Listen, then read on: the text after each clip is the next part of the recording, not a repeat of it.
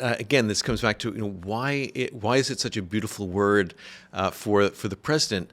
Because the U.S. economy is just much less open than other countries. Not that there are more trade barriers, but trade is a much smaller part of GDP. Imports are about 15% of GDP. Exports are about 10% of GDP. So a total of about 25%, about a quarter of U.S. GDP. But if you look at a country like Germany, that's going to be something like 80 or 90%. If you look at Singapore, it's going to be more than 100%. It's really much bigger for other countries. Mexico, for example, Canada. So it is something that may cause pain domestically, but he's chosen a negotiating tool that's going to cause more pain to someone else. And so that's if you're going to be negotiating, and this really goes back to the art of the deal.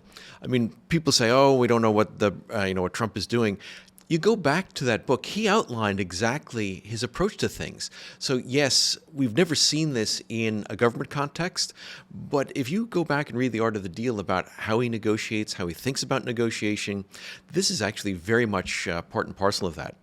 And it's no surprise he's going to pick something that, yes, it may cause us some pain, but it'll cause more pain for others. And so I think if you look at if you play out the scenario that you just described, where there are increasing trade barriers growing globally, that's going to have a relatively more negative effect elsewhere than here. It's not good for the globe to have very high trade barriers overall, but it's on a relative sense, the U.S. will be hurt less. And so if you're going to negotiate, you do on something that's going to cause more pain to someone else than to yourself.